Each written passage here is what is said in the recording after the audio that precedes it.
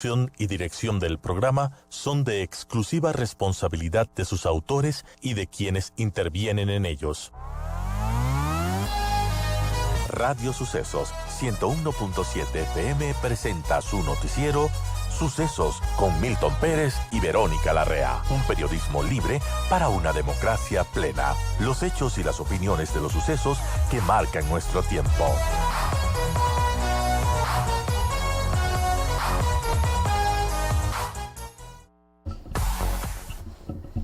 Estamos listos para iniciar esta edición de hoy jueves 20 de diciembre. Para quienes van a salir en auto, recordarles que en Quito rige el pico y placa para las placas terminadas en 7 y 8. También tienen sugerencias, comentarios, son bienvenidos.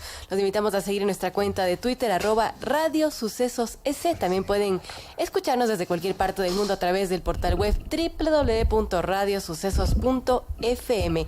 También desean interactuar con nuestros invitados, agradecemos sus llamadas al 246-8427. ¿Qué tal, Milton? Hola, Vero, ¿cómo estás?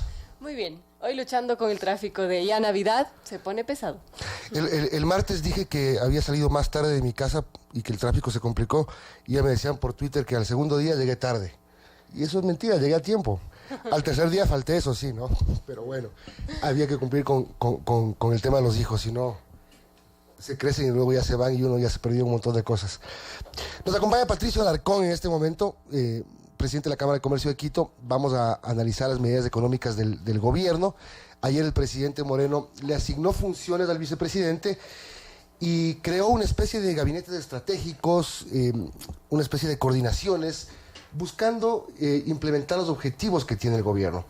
No es el primer paquete de medidas de este gobierno en este año. Es el último, aparentemente ya no hay tiempo para otro en este año. Y espera el presidente de la República levantar la economía con estas medidas anunciadas antes de ayer, que es básicamente la elevación de la gasolina extra y la Ecopaís en 37 centavos. Patricio, buenos días. Esta medida de alguna manera ya se visualizaba hace algunos meses cuando el gobierno decidió eliminar el subsidio de la gasolina súper. Muchos sectores decían, bueno, y de una vez la extra, porque lo que está logrando o lo que va a conseguir, y aparentemente lo que consiguió, es que la gente migre de la gasolina súper a la gasolina extra. Buenos días. Buenos días, Milton. Buenos días, Verónica. Un cordial saludo a la audiencia de Radio Sucesos. Efectivamente, esta medida se debió haber tomado a su debido momento cuando se anunció el alza de la gasolina súper. El riesgo de la migración no era menor y el ahorro no iba a ser suficiente si es que no se subía el precio de todos los combustibles. Me parece que el ahorro en este momento va a ser de alrededor de 800 millones de dólares, según lo que pude ver. 810, dice. 810 millones de dólares, y es parte de un conjunto de medidas que se deben tomar. En este momento, ¿qué es lo que sucede? El país, la economía no está creciendo, el consumo no crece, las ventas de las empresas no crecen y por ende seguimos con el mismo problema estructural que tiene el Ecuador, que es el empleo y el desempleo. No es una medida que se la puede tomar sin paralelamente bajar el gasto estatal y sin paralelamente también dar incentivos al consumidor o bajar impuestos, porque el problema que tiene el Ecuador es que el país es un país caro, es un país donde el consumo no crece porque el costo de vida es alto. Y justamente el costo de vida es alto por la cantidad de impuestos que se generaron durante el gobierno anterior para tratar de mantener el altísimo gasto público. Entonces sí, es una medida que se debe tomar, sin embargo hay que devolverle el poder adquisitivo al ciudadano y la única manera de devolverle el poder adquisitivo al ciudadano va a ser cobrando menos impuestos y para poder cobrar menos impuestos van a tener que bajar el gasto público. Exactamente ese tema, bajar los gastos que el gobierno ha ofrecido, por ejemplo, no llenar 25,000 vacantes, reducir los sueldos del jerárquico superior en el sector público. Todas estas medidas que anunció el ministro de Trabajo acompañadas de la elevación de la extra, ¿son suficientes? ¿Es realmente bajar el gasto? No es suficiente, tenemos que basarnos en la proforma presupuestaria. Si mantenemos un gasto corriente solamente en salarios de alrededor de 9.500 millones de dólares, Esto no contempla el esfuerzo que se le está requiriendo al ciudadano o al sector productivo, ahora que seguramente subirán también los sueldos. Entonces, si tú me preguntas qué es suficiente, se debe reestructurar el Estado, revisar qué cargos son necesarios, en qué ministerios, y reducir al Estado a que regule, a que controle, y ciertos ministerios evidentemente tienen que seguir aportando a la sociedad. Ministerio de Salud, Ministerio de Educación. Sin embargo, también se puede trabajar en ese sentido con el sector privado, por medio de alianzas públicos-privadas, por medio de eliminar tanta traba que existe para abrir escuelas. El sector privado puede seguir abriendo escuelas y universidades, ofrecer más alternativas. Una vez que existan más alternativas, obviamente van a bajar los precios. Lo mismo clínicas privadas. En este momento el IES está quebrado, el Ministerio de Salud requiere por ley que se suba el presupuesto, al igual que la educación, y todo esto se puede también trabajar con alianzas públicos-privadas, medicina preventiva, medicina curativa, llegando a ciertos márgenes de rentabilidad permitidos. Pero la baja del tamaño del Estado ofrecida por el gobierno apunta a recaudar o a ahorrarse $1,000 millones al año. Si eso no es suficiente, es que estamos quebradísimos. Es que no es suficiente, porque si tú tienes una proforma presupuestaria... O sea, estamos en la lona realmente. O sea, como dijo el ministro Martínez, tenemos que raspar la olla todos los meses para poder pagar los sueldos. Tienes un déficit fiscal de 8,000, 7,000 millones de dólares, incluyendo el servicio de deuda, derivados petroleros. Entonces, ¿qué te indica eso?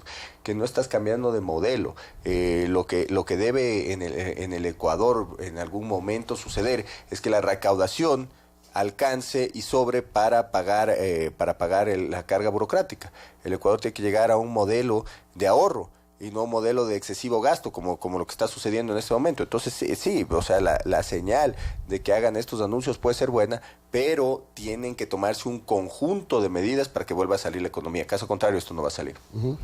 Ahora también, Patricio, hay otro tema y que ayer se estaba por definir entre los representantes de los empleadores, los representantes de los empleados, y es sobre el sueldo básico, la subida del sueldo básico de los trabajadores. Ustedes como empresarios han pedido que se mantenga para el próximo año. ¿Llegaron a algún acuerdo? Mira, al momento no llegamos a ningún acuerdo. Nosotros sostenemos que se debe mantener el salario básico unificado. Estamos pasando por un proceso de deflación. La economía no crece, el poder adquisitivo no ha cambiado en el país, el precio de la canasta básica se mantiene. Entonces es muy difícil en este momento, cuando las empresas tienen un problema de competitividad por costos altos de producción, porque no existe la manera inclusive de poder bajar los costos en cuanto a la desvinculación. Hasta te estoy dando ejemplos, cuando alguien se pone de acuerdo con el empleado. Entonces, es un país complicado para trabajar. Nosotros sostenemos que el costo de la vida se debe bajarlo de otras maneras, que es aranceles, tramitología, impuestos de salida de divisas, atacar el tema de la oferta de capital en el mercado para que bajen las tasas de intereses y las empresas también puedan bajar los costos. Entonces hay mucho por hacer. No sería prudente en este momento subir los salarios básicos unificados cuando las empresas no son competitivas, inclusive frente a la región, y cuando los precios ya son altos para el consumidor. ¿Qué es lo que va a pasar si suben los sueldos? Obviamente esos precios se van a trasladar al precio de venta al público. ¿Qué sucede? Están subiendo los precios, eliminando subsidios, y si es que el Estado no deja de gastar o no bajan otros impuestos, entonces la economía se va a complicar aún más. Nunca que yo me acuerde ha habido un acuerdo entre los trabajadores y los empresarios en las mesas del Consejo Nacional del Trabajo, de salarios, como se llame.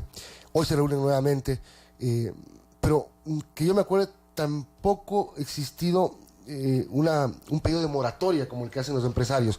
Es decir, esto de alguna manera dibuja la crisis en la que estamos. Pedir que no se suba el salario por este año me parece bastante, para los trabajadores, bastante grave, ¿no? Cuando ellos piden hasta el 20% de incremento. Es decir, las posiciones no se encuentran y no se va a encontrar esta vez. Va a quedar en manos, como siempre, del gobierno decidir qué va a hacer con el salario 2019. Sí, nosotros lo que pedimos fue prudencia y un análisis técnico. Los salarios se tienen que aumentar de acuerdo a la inflación. Esa sería la manera técnica, de acuerdo al incremento de la inflación. En este momento en el Ecuador no suben los precios. El poder adquisitivo realmente se ha mantenido. Los más afectados, si es que se toma la decisión de un alza salarial, va a ser el sector empresarial y por ende la ciudadanía, porque no se está pensando en la población económicamente activa, en los 5.100.000 personas que no cuentan con un trabajo formal, con un trabajo adecuado. Y lo que tenemos que hacer en esta manera es tratar de insertar a esta población en la formalidad, cosa que no se va a dar si es que seguimos perdiendo competitividad. El gobierno ha hablado de temas más bien de crear incentivos para los emprendimientos, por ejemplo. Es decir, que las plazas de trabajo no sean dadas por las grandes empresas, sino que sean pequeñas empresas que se vayan creando. Para eso incluso en varias ocasiones, hasta recién, el gobierno ha puesto a disposición de la gente líneas de crédito, por ejemplo, para mejorar la producción. ¿Estos niveles no ayudaron a la reducción de la tasa de desempleo en el país? Mire, no han ayudado. De hecho, desde el 2014 se han perdido 10 puntos de empleo adecuado. Mire, cuando las empresas grandes crecen, cuando la economía crece, esto va encadenando a las pequeñas y medianas industrias, a las pequeñas y medianas empresas. Entonces, lo lógico es permitir que el grande, o darle incentivos a que el grande pueda crecer, a que el grande pueda contratar, a que el grande pueda comprar al pequeño y al mediano, y así va saliendo la economía. Y el mediano se hace grande, el pequeño se hace mediano, y así van creciendo los negocios en el país. Pero si no nos ponemos de acuerdo en bajar ciertos impuestos, en bajar la tramitología, en bajar aranceles especialmente para materias primas, bienes de capital, en liberar la economía, por así decirlo, tenemos muy pocas posibilidades de sacar al país. Bajar ciertos impuestos, ¿qué significa? Ir desmantelando el impuesto de salida de divisas, divisas, por ejemplo. El IVA es un impuesto, digamos, al que muchos sectores le han dicho hay que echarle la mano. Unos dicen suba el IVA 2 puntos, otros dicen baje el IVA 2 puntos, haga un Black Friday de IVA una vez al año, por ejemplo, no cobre IVA en época navideña, etcétera. Varias medidas o varias propuestas que giran alrededor del IVA, que podría generar una recaudación adicional. Yo no toparía en este momento el IVA. Ni para abajo ni para arriba. Ni para abajo ni para arriba. La excusa de subir el IVA es para bajar el déficit fiscal. Ajá. Sin dejar de gastar. Lo cual para plata de caja, para plata de bolsillo. Claro, que el Estado requerir más plata, pero por medio de los ciudadanos, a mí no me parece correcto. Mantener el IVA me parece bien porque ya existe esa recaudación, el gobierno depende de esa recaudación, pero ciertos impuestos que pueden generar más recaudación por medio de la competitividad, esos son los que tenemos que atacar. Entonces, si yo bajo un impuesto de salida de divisas, donde pago un peaje, cada vez que traigo plata al país, hago una transferencia afuera para cualquier importación, entonces, si es que eso se baja, pueden bajar los costos de los productos. Si es que se baja los aranceles, también eso es un costo brutal que tienen de producción las empresas o de bienes de consumo que se importa al país. Entonces, eso puede afectar directamente a los costos de producción, a los costos de venta de las empresas, y eso puede hacer que las empresas puedan ser más competitivas, generen más volúmenes de venta y obviamente puedan contratar a más personas. Lo que necesitamos en este país es incrementar el consumo y ser más competitivos frente a nuestros vecinos para exportar. 7:14 minutos, conversamos con Patricio Alarcón, presidente de la Cámara de Comercio de Quito. Sí, quiero leer un tuit de Patricio Alarcón que dice: con ventas aún recuperación, productividad estancada y precios a la baja, un incremento en los salarios sería un disparo al pie para la economía, cuando lo que se necesita, es lo que mencionaba, recuperar competitividad. Se debe crear empleo, no destruirlo. ¿Cómo crear más plazas de empleo? Esos tuits suelen ser bastante polémicos a veces. Algunos sí, algunos nos consta que son polémicos. Sí, ¿cómo se recuperan las plazas de empleo? Es generando la competitividad adecuada para que nosotros podamos vender más. La única manera de vender más es que crezca la economía, la única manera de vender más es exportar más por medio de la competitividad adecuada para que a la gente en el exterior le interese más nuestros países, para que puedan llegar a más supermercados nuestros productos, para que se puedan vender más productos también de la agroindustria como madera. Solo por darles ciertos ejemplos. Entonces, para vender más, ¿qué es lo que necesitamos hacer? Bajar nuestros costos de producción. ¿Cómo bajamos nuestros costos de producción? Con ciertos impuestos que le acabo de mencionar y bajando obviamente la tramitología, facilitando a la gente para que hagan negocios en el Ecuador. es importante que para bajar impuestos el gobierno deje de gastar, pues porque usted no puede seguir gastando o no puede mantener una proforma de 35.000 millones y pensar en paralelamente a bajar impuestos. Eso implica que tiene que seguir endeudándose, que sigue subiendo su servicio anual de la deuda y que sigue pateando el problema para el futuro. ¿En qué está endeudándose el gobierno, aparte del tema del gasto corriente? ¿Cuál es el gasto fuerte que tiene el gobierno? Porque tampoco es que hay... a ver, seguimos esperando las 40 universidades, por ejemplo. Se consiguió una plata para el plan La Vivienda para Todos, el plan de casas. No hay una gran obra en infraestructura, por ejemplo, que se vea. Es decir, ¿cuáles son los temas de gasto del gobierno, aparte de tener que pagar la olla, pagar sueldos? Mire, lo que sucede es que heredaron un Estado obeso, heredaron, por darle ejemplos, hospitales que tienen que llenar, escuelas que tienen que llenar, ofertas de campaña, también de vivienda. Entonces, todo eso le complica porque usted tiene que buscar el presupuesto para llenar hospitales, para llenar escuelas, y no toman las decisiones adecuadas para trabajar con el sector privado. Y tampoco han tomado decisiones drásticas en cuanto a bajar la estructura del Estado. Los ministerios cuentan con una gran cantidad de gente, y todos los ministerios, no solo el Ministerio de Salud o el Ministerio de Educación. Entonces, la decisión tiene que ser, señores, nosotros necesitamos 600.000 empleados públicos o podemos mantener 200.000 empleados públicos. ¿Es necesario que 15 millones y medio de habitantes se sacrifiquen por 600.000 burócratas? No, yo no creo que eso sea necesario. Entonces, debemos evaluar el modelo, evaluar la estructura, quién genera valor, qué cargos públicos generan valor a la sociedad. La recaudación es muy importante, la educación es importante, la seguridad es importante, la salud es importante. Pero ¿cómo trabajamos juntos para cumplir con la demanda de todos estos servicios? Y con el sector privado. Entonces es una falta de decisión hasta cierto punto de tomar las medidas correctas, que son traumáticas, que de hecho son traumáticas. Después de la farra, vean Chuchaki, pues es evidente. Entonces alguien tiene que hacerlo. Hay señales buenas, lo de los subsidios que es bueno, pero tiene que ser complementado con la baja del gasto público, con la baja de ciertos impuestos. Señales buenas como las del vicepresidente, que espero que coordine bien el gabinete para que se pongan de acuerdo, para que tomen estas medidas. De hecho, es otra buena señal. Sin embargo, necesitamos más ejecutores y menos pensadores dentro del gobierno.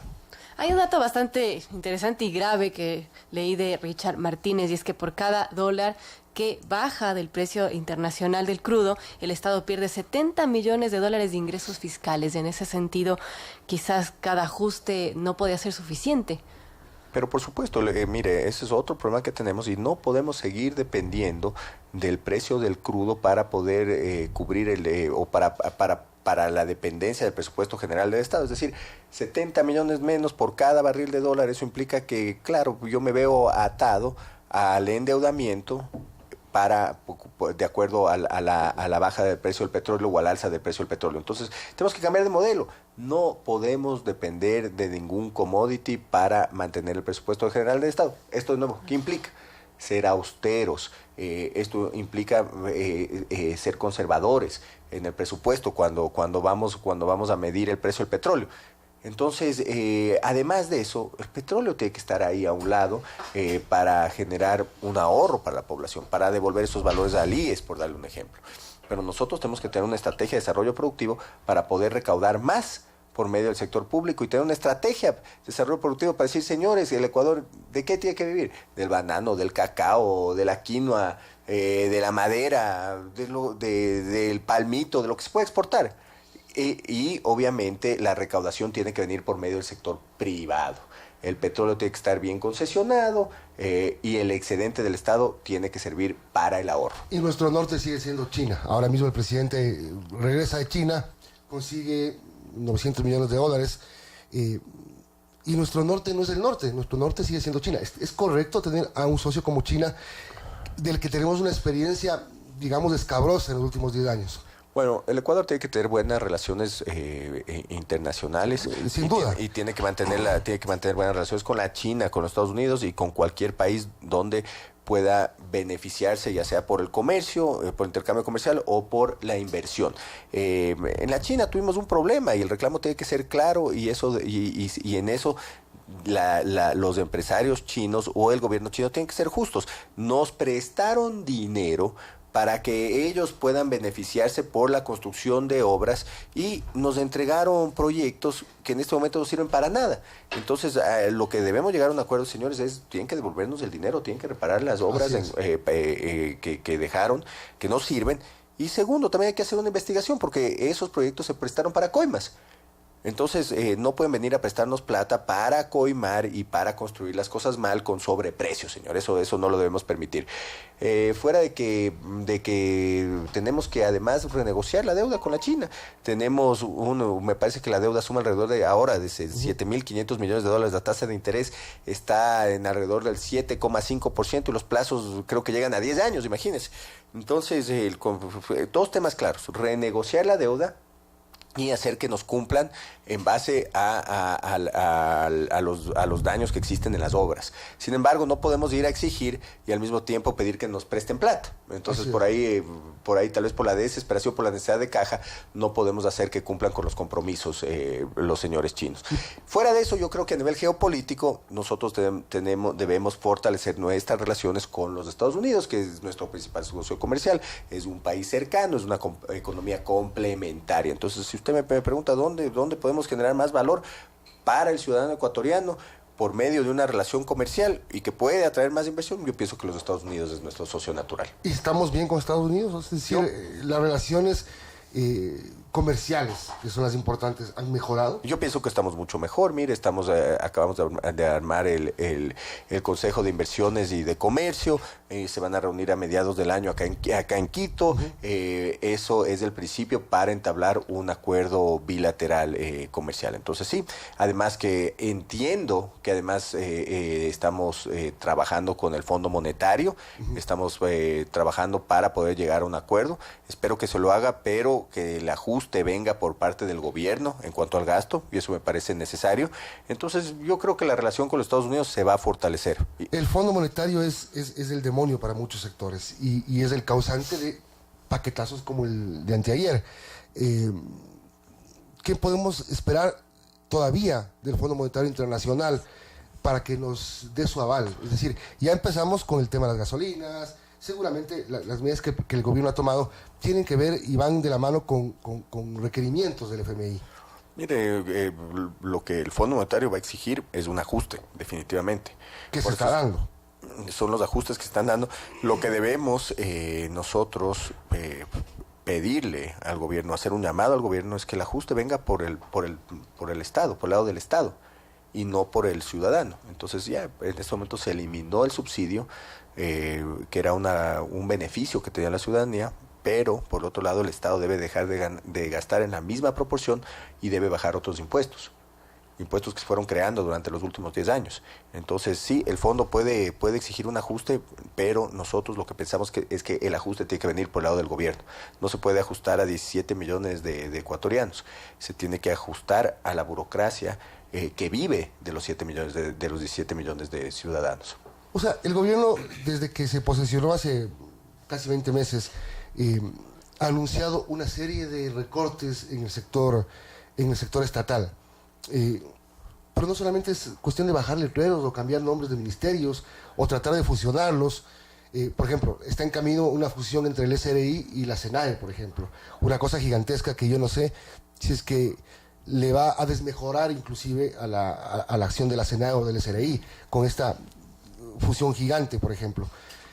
Es decir, todo lo que el gobierno ha hecho no ha sido suficiente para bajar, porque otra vez me queda el tema rebotando. No le pasen la factura a los ciudadanos, reduzcan el Estado, y lo que está pasando es que le pasan la factura a los ciudadanos, porque de todas maneras, sí, que el 70% de ciudadanos no usen auto, entonces no tienen que poner gasolina. O sea, siempre un incremento de precios de combustibles, aunque el gobierno diga que no, se va a traducir en el incremento de precios de productos de primera necesidad. No, se quita simplemente poder adquisitivo, no al ciudadano, sí. Además. Y lo que tú dices, Milton, es cierto. No se puede solo fusionar, cambiar los nombres de los ministerios. Lo que hay que comprobar es que se cambie la estructura. Es decir, hay que hacer el nuevo organigrama. Señor, usted no puede repetir la misma función. Alguien está de más aquí. Vemos el presupuesto general del Estado, lo repito, 9.500 millones de dólares. Eso no es sostenible. Entonces, se deben hacer los ajustes. Si es que se fusionan instituciones, deben cumplir con su función Sin embargo, debemos supervisar y el gobierno tiene que hacer un buen análisis para que no se mantengan las cargas, porque ¿qué es lo que ha pasado? Nosotros vemos durante el último año cómo han crecido las afiliaciones al Instituto Ecuatoriano de Seguridad Social. Han habido de enero a septiembre alrededor de 70,000 afiliaciones nuevas, pero 22,000 afiliaciones nuevas vienen del Estado. Entonces, ¿qué implica? Que el Estado está contratando, en este momento no se están reduciendo.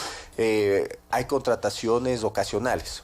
Pues contrataciones por servicios ocasionales. Bueno, hay 70,000 empleados públicos que tal vez no deberían ser renovados en su cargo. Eso es una manera de seguir bajando el gasto. No solo bajando sueldos de los ministros, yo ni siquiera estoy de acuerdo con bajar los sueldos de los ministros. Los ministros tienen que tener un sueldo digno, inclusive para que eviten la tentación de tener que involucrarse en actos de corrupción.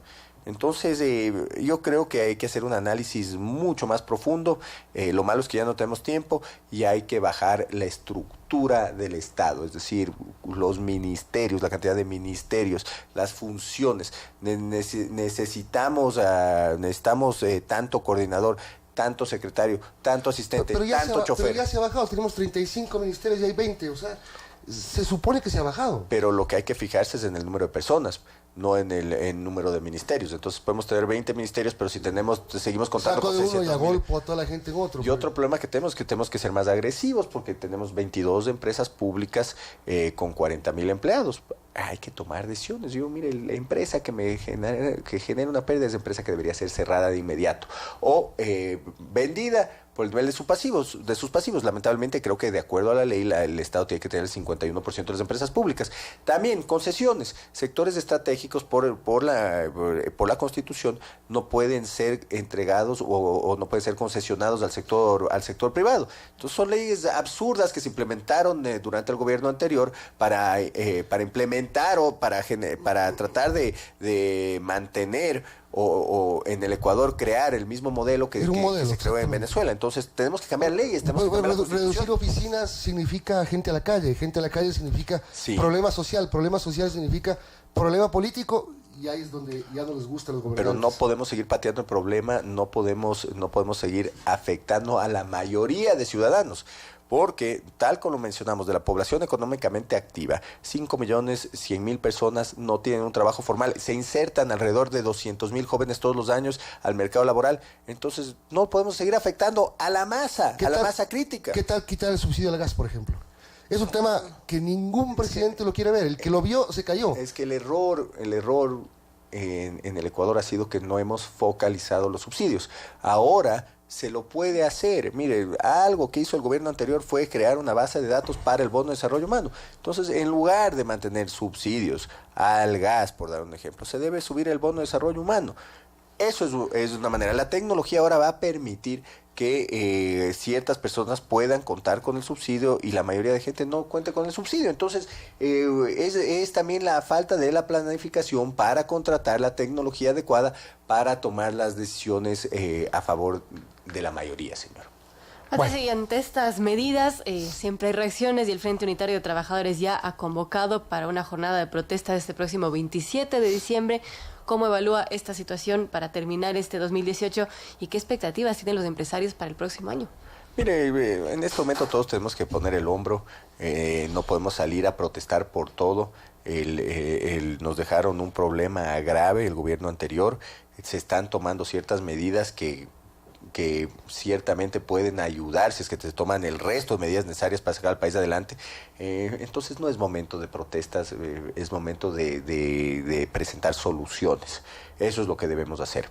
Y para el próximo año, mire, se tomen las decisiones para bien o se tomen las decisiones para mal, va a ser un año complicado. Va a ser un año que no va a crecer la economía, va a ser un año que se va a frenar el consumo, ya sea porque una gran cantidad de burócratas no se les renueven los contratos, o ya sea porque siguen endeudándose para seguir pateando el problema para el futuro. Entonces, el próximo año tenemos que tener paciencia y si se toman las medidas adecuadas, tenemos que poner el hombro y apoyar al gobierno en lo que haga bien.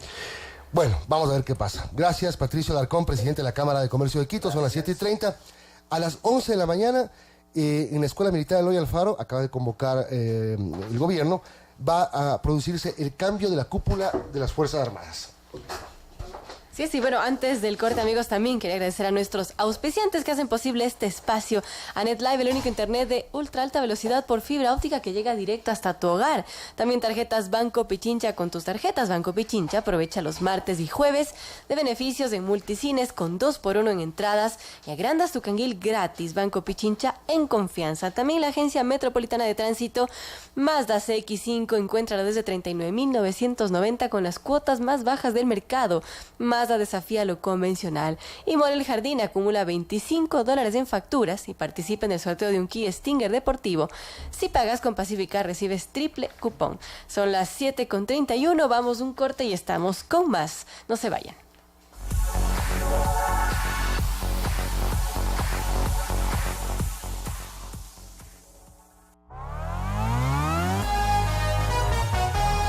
Su noticiero Sucesos regresa luego de este espacio publicitario.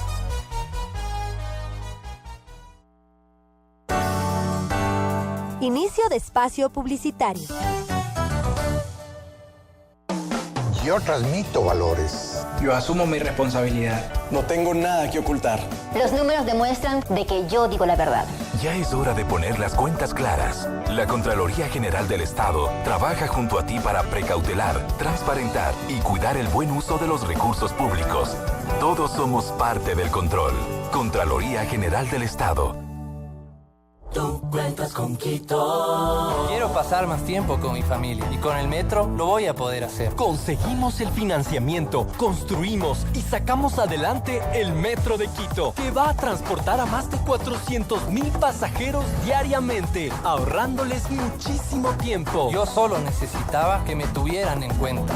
Tú cuentas con Quito y Quito cuenta contigo. Es un mensaje de la AMT, Alcaldía de Quito. Navidad es tiempo para dejar que la luz ilumine el camino de nuestros sueños. Por eso Mall El Jardín se llena de luz y magia para convertirse en el punto más brillante de la ciudad y el hogar del regalo que tanto anhelas. Un Kia Stinger deportivo 0 kilómetros. Acumula $25 en facturas y participa en el sorteo. Si pagas con Pacificar, recibes triple cupón. Promoción válida del 15 de noviembre de 2018 al 6 de enero de 2019. Sorteo 7 de enero de 2019. Aplican condiciones. Auspician Kia y Pacificar. Mall El Jardín. Regalos y más regalos, mi casa voy a adornar. Vamos a Home Vega esta Navidad. Merry Christmas and a Happy New Life. Ven a Home Vega. Encuentra los regalos que buscabas para cada rincón de tu hogar. Aprovecha el 20% de descuento en toda la tienda. Reclama una gift card de $50 por cada $1,000 de compras. Difiere tus compras y paga desde marzo. ¡Sí! ¡Desde marzo! ¡Te esperamos! Home Vega. Convierte lo común en extraordinario. En Navidad, tu alegría deslumbra, así como los regalos que tenemos para ti. Por cada $50 de compras, participa en el sorteo de un Volvo XC40 y un crucero transatlántico desde Florida hasta Barcelona para 2 personas. Además, acompáñanos junto a Papá Noel a disfrutar de un increíble parade, coros y shows navideños. Promoción válida del 15 de noviembre al 7 de enero. Sorteo 8 de enero de 2019. Escala, tal como nos gusta. Beneficio exclusivo. Socios Diners Club reciben triple cupón. Siempre nos hemos preguntado sobre el buen uso de los recursos del Estado. ¿Por qué se hizo? ¿Para qué se hizo? ¿A quién beneficia? ¿Quién lo construyó? ¿Cuánto costó? Lo que a todos nos interesa. Ven y sé parte del control. Entra a www.contraloría.gov.es y ayúdanos a seguir transparentando, precautelando y a seguir cuidando el buen uso de los recursos públicos. Todos somos parte del control. Contraloría General del Estado. Regalos y más regalos, mi casa voy a adornar.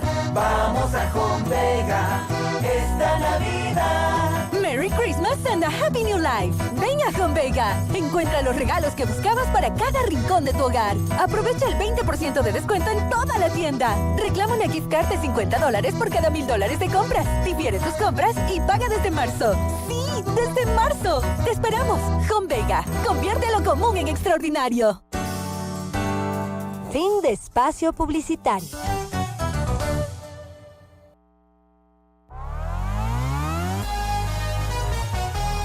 Continuamos en su noticiero Sucesos.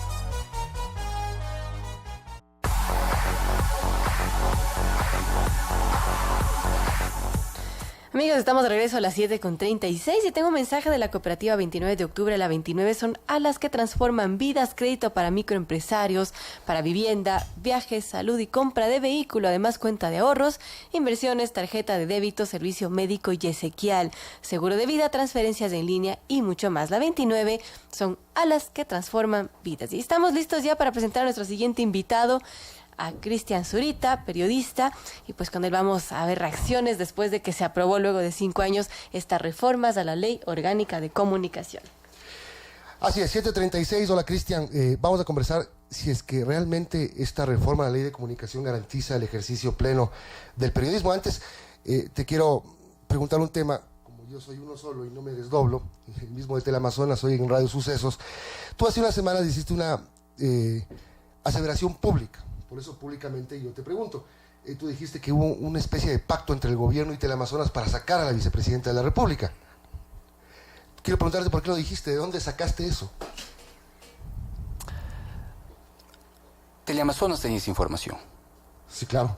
Tenía esa información. Ajá. Y esa información le fue entregada. Y tenía listo un reportaje sobre ese tema. ¿Por qué no lo sacó? ¿Por qué no lo sacó? Lo sacamos. Sí. ¿Por qué no lo sacó? Lo sacamos el mismo día que lo hicimos.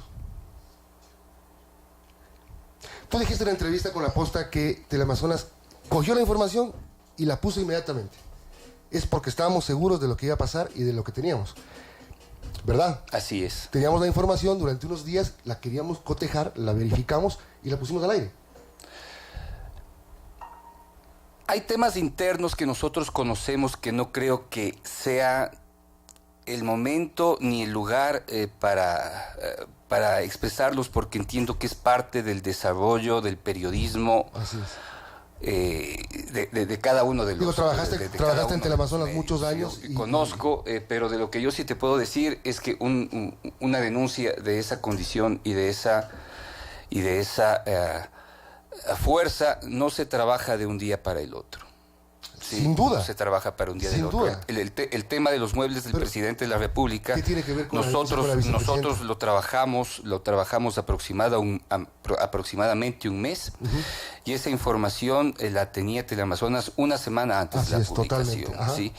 El tema de la señora vicepresidenta, cuando se dio a conocer ese tema, lo tenían a muy pocos días de la publicación. Una semana antes. Y es en extremo extraño, que ellos... Tú eres periodista que ha sacado muchas denuncias y te parece extraño que Teleamazonas saque una denuncia tan fuerte.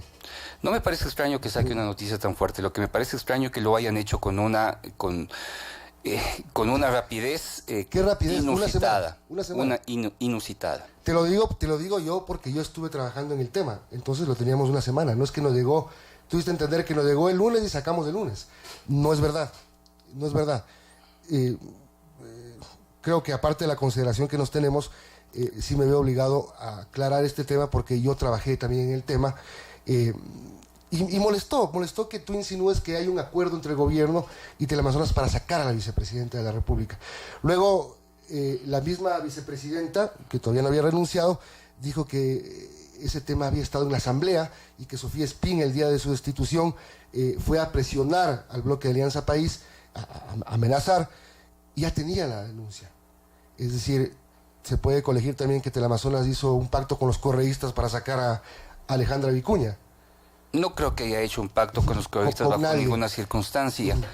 Pero a mí sí me llamó extremadamente la atención que lo hayan publicado con una fuerza inmediata, olvidando el otro tema, porque de hecho lo olvidaron.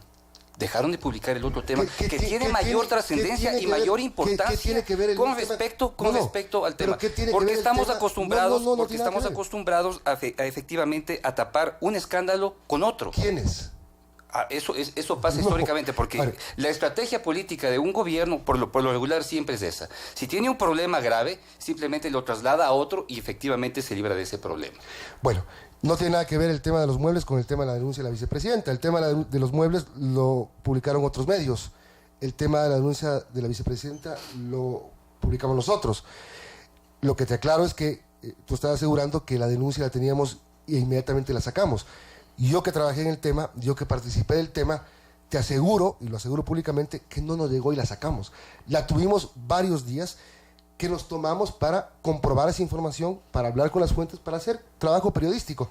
Ningún acuerdo entre Teleamazonas y el gobierno para sacar a nadie, eso lo aclaro, porque también se podría pensar, te repito, que hubo un acuerdo con los correístas, porque Sofía Spin tenía la denuncia, y eso. Y no tiene nada que ver el tema de los muebles con el tema de la vicepresidenta. Bueno, ya que me lo cuentas en buena hora, Milton. Chévere, son las 7:41, Cristian Zurita. Ahora sí vamos al tema de la ley de comunicación. Se reforma casi toda la ley de comunicación. ¿Estamos contentos los comunicadores por esto? Yo creo que no, hay que establecer ciertas diferencias claras con respecto a lo que ha sido estas reformas a la ley.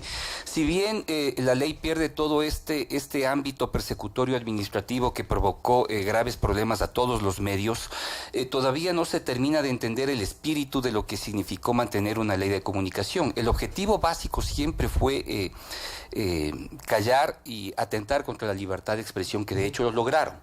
¿Sí? Dentro de este cuerpo, en las reformas, la libertad de expresión no termina de sujetarse como un ámbito de derechos con respecto a la sociedad y al país. Y se siguen mezclando condiciones que no permiten el buen desarrollo de la libertad de expresión. O sea, yo entiendo que todos los periodistas tienen necesidades, tienen que tener un sueldo digno. Eso es correcto, pero eso no tiene que tratarse dentro de una ley en el cual establece contenidos y se relaciona directamente con la libertad de expresión. Eso tiene que estar en otro lado, ¿sí? Porque efectivamente los periodistas deben tener un sueldo, pero tiene que estar en otro ámbito legal. Totalmente. Igual sucede con el tema de las frecuencias en el sector radioeléctrico. No deben estar en la ley de comunicación, deberían estar en la ley de radiodifusión, en cualquier otro lugar, menos allí, para que se establezca un camino muy expedito para el buen desarrollo del ámbito comunicacional en el país. Hay un paréntesis, Cristian, porque de última hora se mete una transitoria en la reforma de la ley de comunicación presentada por el Partido Social Cristiano por el tema del concurso de frecuencias, que de alguna manera riñe con todo lo que dijo la Contraloría sobre el concurso de frecuencias que se hizo en la década pasada. ¿A quién beneficia, a quién perjudica eso? O sea, yo creo que nos perjudica efectivamente a todos. El Ecuador tiene una condición democrática muy baja, muy limitada, de muy mala calidad, ¿sí? Y bajo esas condiciones todos jugamos e incluso los medios de comunicación empiezan a construir vicios dentro de esta mala democracia, porque no tiene otra posibilidad, porque son nuestros límites y de allí no podemos salir. Y ahora que se ha hecho de alguna manera un trabajo, yo le escuché al asambleísta Corozo que estuvo antes de ayer con ustedes y en una entrevista bastante interesante y reveladora, pero este hecho que se incluya a último momento, pues este es por demás extraño de que se lo haya cometido. Y el Partido Social Cristiano nunca juega, nunca tira la bola al aire sin perder de vista el jugador que tiene enfrente. Si ellos están jugando por alguna razón, nunca da puntada sin dedal, quieres decir. Exactamente, Milton, tú los conoces muy bien, los conocemos bien. Y pues hay que preguntarles directamente por qué se les ocurrió hacer un artículo más de esto, porque seguramente esto está amparando aspectos que no estamos viendo en otras áreas o en otros lugares del país por su condición de centralidad urbana que tenemos en el país, que directamente les beneficiaría a ellos. O sea, hay que mostrar cuáles son sus intereses que tienen tal vez en la provincia del Oro, sus intereses que tienen en la provincia de Los Ríos, sobre todo en Manabí, o sea, en todo el eje costa y el eje donde ellos mantienen sus negocios y sus intereses políticos. Pasa por allí. Si no, ¿cómo se puede entender que hayan incluido una transitoria de esa categoría? Así es. Que totalmente descuadró un poco el tema de lo que se venía tratando y de lo que se iba a aprobar. Son las 7:45, conversamos con Cristian Zurita, colega periodista, sobre la ley de comunicación. Sí, sobre esta ley, Cristian, hay cambios respecto al derecho a la rectificación y la réplica que fueron tan polémicos durante la aplicación de la ley de comunicación en estos 5 años, ya que recordamos estas portadas que venían con réplicas impuestas, ya diagramadas, y en este sentido, pues este artículo ha cambiado y permite o da paso a la Defensoría del Pueblo para que el ciudadano que se sienta afectado acuda a esta entidad. ¿Cómo ves, Cristian, este cambio que hacen en la ley? En realidad no me termina de convencer la posibilidad de que la Defensoría del Pueblo se haga cargo de este tipo de temas.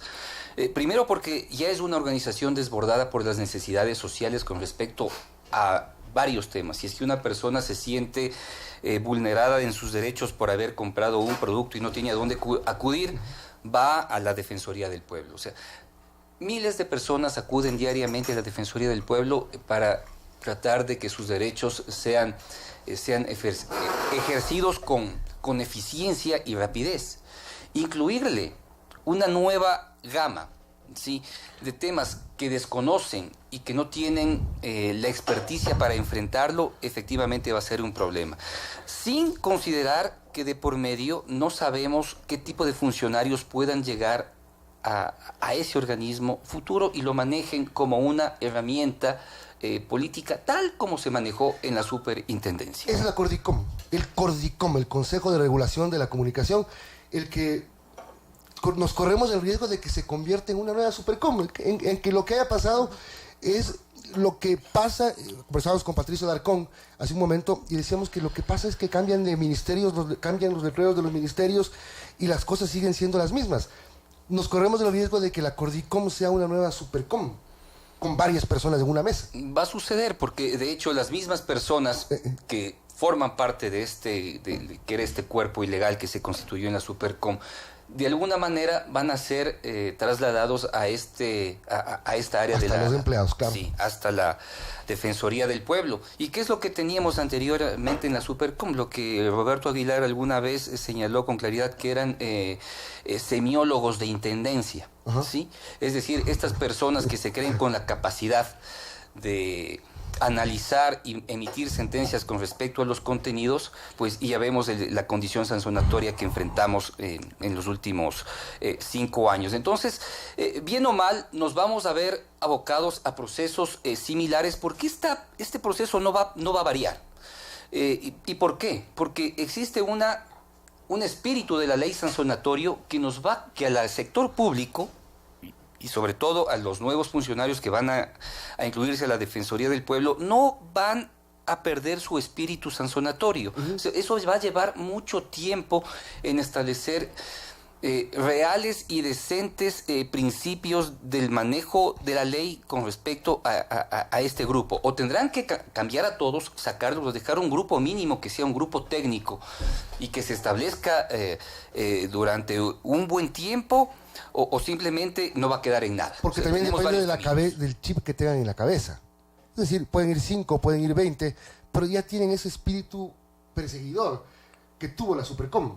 Es decir, solamente cambian de oficina. Es el camino más seguro que vamos a enfrentar en los próximos años. La otra posibilidad es que efectivamente digan, bueno, aquí se acabó este proceso sancionatorio, aquí la ley va a quedar como una facultad de letra muerta, nadie va a hacer nada y vamos a olvidarnos de que esto existió y pues pasamos la página. Pero 1 año, 2 años, posiblemente venga una persona que diga, mira, aquí tenemos que tener un ámbito un ámbito de control, se llama, ¿no? Que es un ámbito de control que no se ha perdido, que va a continuar, y entonces vamos a vivir nuevamente estos procesos en muy poco tiempo. Eso va a ser seguro, eso va a ser una realidad. Otro de los temas, y quizá uno de los más importantes que se botó a la basura, como dicen los políticos, al basurero de la historia, es el tema del linchamiento mediático. Era una total estupidez. Yo lo defino así porque ni siquiera terminamos nunca de entender a qué se referían con eso del linchamiento mediático. Creo que ni los que hicieron entendieron, o lo hicieron planificando bien lo que iba a pasar. Fue acuñado por el actual juez de la Corte Interamericana de Derechos Humanos, Patricio Pazmiño, que fue presidente constitucional. Es una gran paradoja en este país, ¿sí? El que fue presidente de la Corte Constitucional, ¿sí? y luego es juez de la Corte Interamericana de Derechos Humanos, fue quien acuñó esta frase de linchamiento mediático en algún momento en que se evidenció la participación de la Corte con respecto al tema de los famosos hechos de corrupción de la Corte Cervecera. Y él dice, me están linchando mediáticamente. Esto es un linchamiento mediático, y desde ahí el correísmo no se bajó de ese concepto, que lo mantiene ahora. Bueno, en buena hora que esto haya sido desarmado, porque era uno de los, tal vez el artículo más peligroso de una ley persecutoria en todo el mundo. En todo el mundo. O sea, no existió artículo más atentatorio contra la libertad de expresión en todo el mundo. Y esto fue una obra, una construcción conceptual de quien ahora ocupa un cargo de importancia de defensa de derechos a nivel americano. En buena hora que esto se haya reducido, pero sin embargo, el espíritu de la ley no se pierde. Y pues... pero eliminar el linchamiento mediático, para mi punto de vista, quizás sea más importante que eliminar la supercom, porque finalmente al perro lo amarras. El linchamiento mediático es una figura, como tú lo describes bien, muy perversa. Porque terminó acabando con la posibilidad de hacer un periodismo de profundidad. Lo que hemos vivido en los últimos 10 años es mantener un cierto periodismo de sucesos. Sí, bien hacemos el nombre de esta radio, ¿no? Pero lo que se hacía era cubrir sucesos generados y agendados por el Estado, y no pasar de allí, que no nos representaban peligro. La autocensura lo peor. Y no tener una agenda propia de los medios, de intereses de los periodistas por su propia sensibilidad de acceder a temas de interés, a temas de salud, a temas de persecución, a temas de violencia, no más allá de lo que te exige el interés del Estado. Y recuperar eso va a llevar mucho tiempo todavía. Totalmente. Porque de hecho no existe el interés de generar procesos periodísticos de profundidad. No estoy hablando de investigación periodística, estoy hablando de la cobertura de los hechos, de los hechos constantes. Yo aspiro que algún día los medios públicos y los medios escritos tengan la posibilidad de construir sus temas no en una tarde, no en 2 horas, en el cual te dan un pequeño cajón de 2.000 palabras, que es un tema bastante grande, y lo escribas, lo redactes con una crónica de lo sucedido en el día, sino que tengan la posibilidad de construir temas importantes, que puedan hacerlo de 2 a 3 días, que los temas sean trabajados y lejos de la agenda gubernamental, descubriendo la sensibilidad y los intereses que tienen los periodistas para contar historias, que por allí pasa el objetivo principal de esta profesión. ¿Qué tiempo nos va a llevar a arreglar estos daños? No tengo claro, pero yo no creo que será menor a los 4 o 5 años si es que las cosas tienen un camino expedito.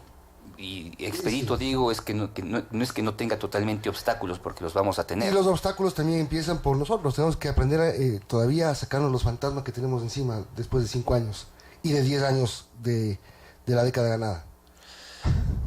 Sí, lo que todavía no hay cambios en esa ley es en la incapacidad generada desde la propia Constitución de que las empresas periodísticas no tengan capacidad de ampliar sus inversiones y sus intereses económicos hacia otros ámbitos. Eso ha sido tal vez uno de los puntos más graves que tiene esta ley, y tal vez el punto central y de quiebre de lo que significa el hacer periodismo en radio, en televisión, en prensa o en sectores digitales a futuro, porque impide la capacidad de acceder a recursos y a inversión para que un medio se pueda sostener. Un medio tiene que ser independiente y tener fortaleza económica para incluso desarrollar los temas en el ámbito que estén interesados desarrollar. Total. Y eso no se va a lograr. Por eso es que hemos observado la reducción de redacciones, por ejemplo, de los principales diarios del país han reducido ostensiblemente, o sea, entre un 60 a 50% en su nómina periodística, y no solo periodística, sino también administrativa, lo que significa que cada vez horizonte de trabajo se ha visto reducido y la capacidad de producir noticias se ve únicamente sustentada en lo que puede caminar al día, no más allá de eso. Eso tendrá que dilucidarse. O sea, con la aprobación en el segundo debate de esta ley todavía quedan por arreglarse algunos temas que espero, porque el presidente de la República se lo prometió al relator de la CIDH, al señor Edison Lanza, de que él va a someter toda esa ley de ese cuerpo legal con su poder de veto a los protocolos y estándares internacionales. Bueno, estaremos pendientes, tenemos que terminar porque está aquí la asambleísta Ana Galarza, que también tiene que irse rápido a otra entrevista. Gracias, Cristian Zurita, por acompañarnos. Es un placer, Milton, me alegra verte aquí y saludarte, Gracias. Por supuesto, Verónica. A mí también me alegra, gracias.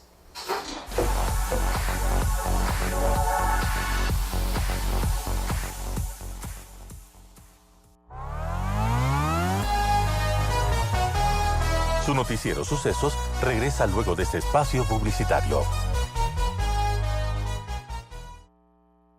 7:56. Inicio de espacio publicitario. Yo transmito valores. Yo asumo mi responsabilidad. No tengo nada que ocultar. Los números demuestran de que yo digo la verdad. Ya es hora de poner las cuentas claras. La Contraloría General del Estado trabaja junto a ti para precautelar, transparentar y cuidar el buen uso de los recursos públicos. Todos somos parte del control. Contraloría General del Estado. Regalos y más regalos, mi casa voy a adornar. Vamos a Home Vega esta Navidad. Merry Christmas and a Happy New Life. Ven a Home Vega. Encuentra los regalos que buscabas para cada rincón de tu hogar. Aprovecha el 20% de descuento en toda la tienda. Reclama una gift card de $50 por cada $1,000 de compras. Difiere tus compras y paga desde marzo. ¡Sí! ¡Desde marzo! ¡Te esperamos! Home Vega. Convierte lo común en extraordinario. Enero, febrero, marzo, abril, mayo, junio, Julio, agosto, septiembre, octubre, noviembre, diciembre, enero, febrero, marzo, abril, mayo, junio, julio, agosto, septiembre, octubre, noviembre, diciembre. El tiempo pasa volando. Por eso yo cubro mi futuro con ahorros de Cestantía 29. Tasas de hasta el 9.25% al cumplir mi plan de ahorro. No esperes más. Ven ya a la 29. La 29. Alas que transforman vidas. Regalos y más regalos, mi casa voy a adornar. Vamos a Home Vega esta Navidad. Merry Christmas and a Happy New Life. Ven a Home Vega. Encuentra los regalos que buscabas para cada rincón de tu hogar. Aprovecha el 20% de descuento en toda la tienda. Reclama una gift card de $50 por cada $1,000 de compras. Difiere tus compras y paga desde marzo. ¡Sí! ¡Desde marzo! ¡Te esperamos! Home Vega. Convierte lo común en extraordinario. Fin de espacio publicitario. El Museo Interactivo de Ciencia, espacio administrado por la Fundación Museos de la Ciudad, celebró este martes su 10º aniversario. Ubicado en Chimbacalle, el museo se encuentra asentado en las antiguas instalaciones de la fábrica textil La Industrial, que funcionaron en ese lugar desde 1935 hasta 1999. Posteriormente, el 18 de diciembre de 2008, abrió sus puertas como el espacio interactivo de ciencia más grande del país, que tiene como función acercar a la ciudadanía a la ciencia de su cotidianidad y permitir espacios de encuentro y divulgación científica.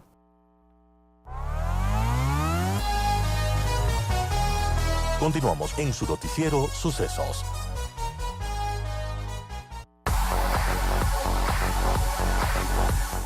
Bien amigos, ya de regreso a las 8 en punto y antes de presentar a nuestra invitada, a la asambleísta Ana Galarza, un mensaje de la AMT. En las vías tomamos decisiones que pueden marcar nuestras vidas y la de los demás. Juntos podemos lograr una buena convivencia entre peatones, ciclistas y conductores.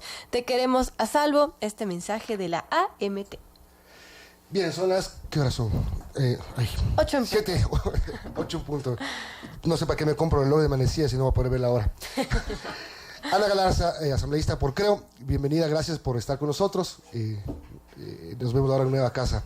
Tiene que irse rapidito, así que empecemos a comenzar rapidito.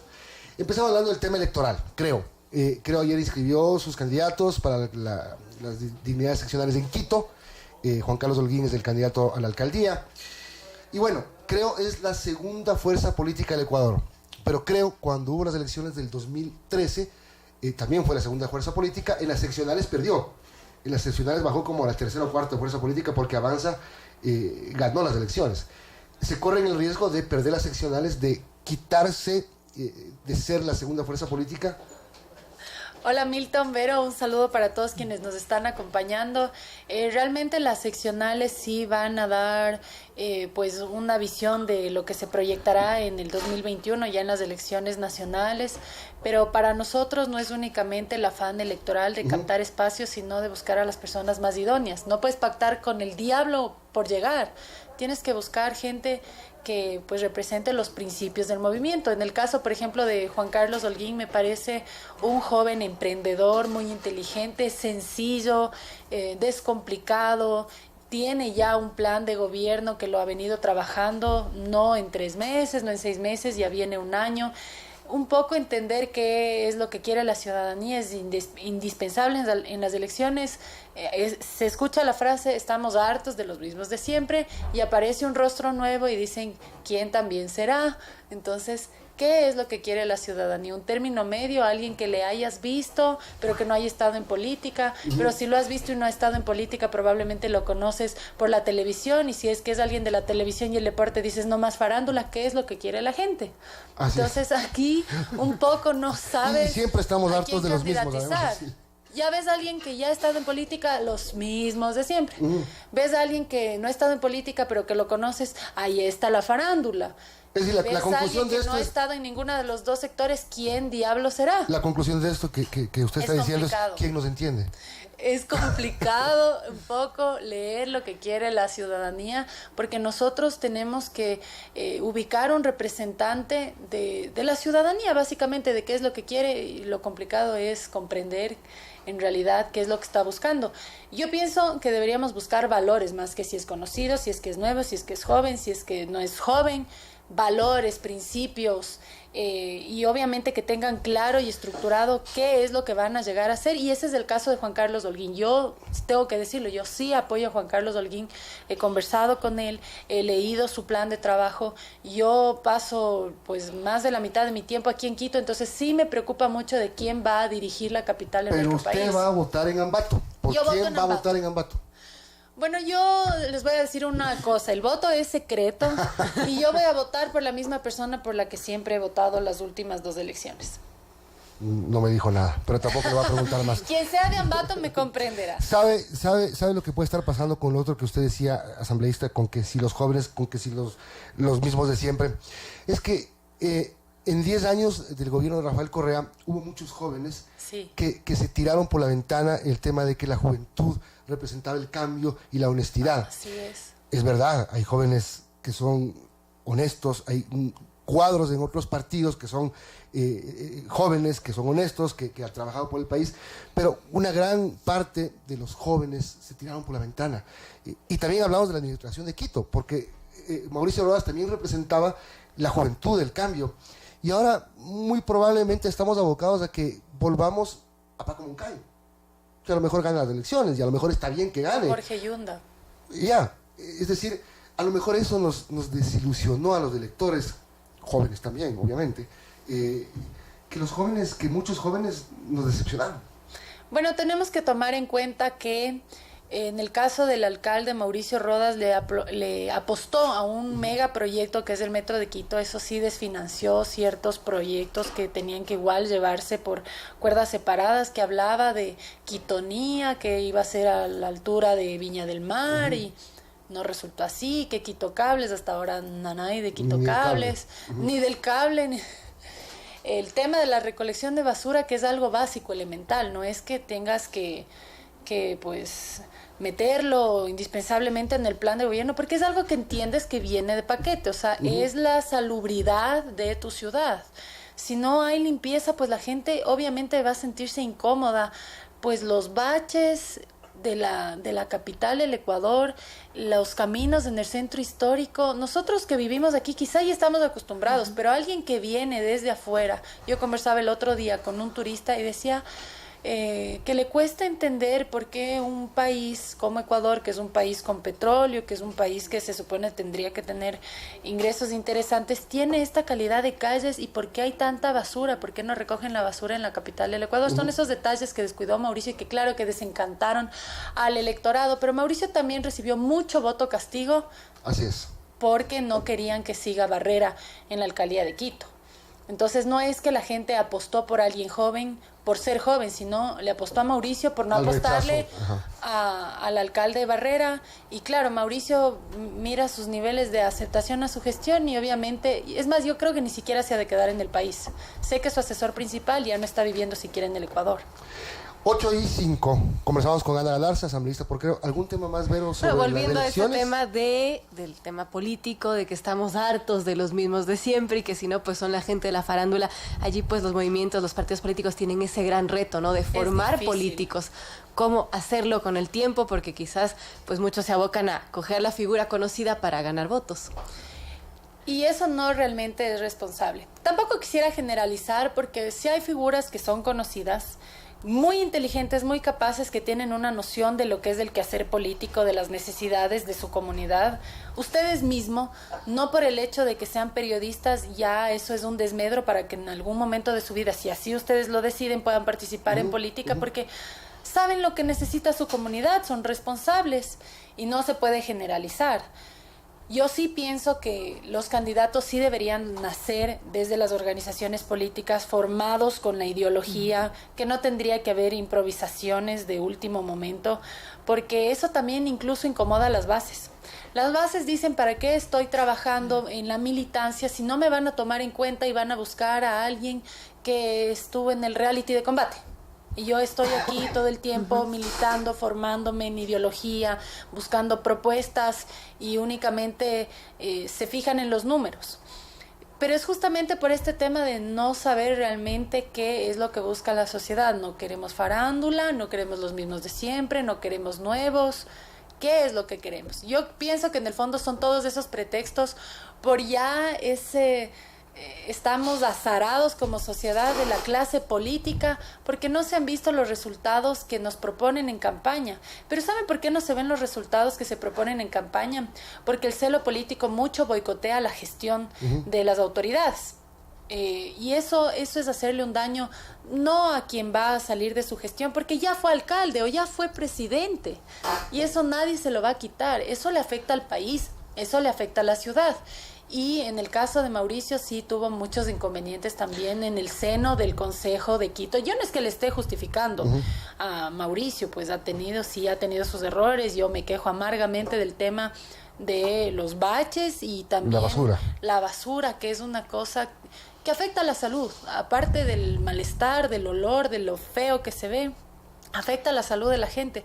Pero estos temas se dan también porque cuando hay ese celo político, lo único que quieren ver es el fracaso en esa autoridad y no se dan cuenta que el fracaso de esa autoridad es el fracaso de la capital del Ecuador, del país en general, y en eso sí falta un poco de madurez política de parte de quienes están en el ejercicio político. Un tema de Asamblea Nacional, ustedes tuvieron dos asuntos importantes esta semana, la ley de comunicación y la proforma presupuestaria.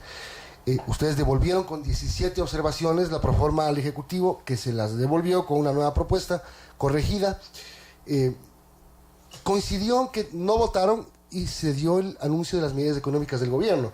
Me parece que las fuerzas quisieron reagruparse dentro de la Asamblea para insistir en las 17 observaciones.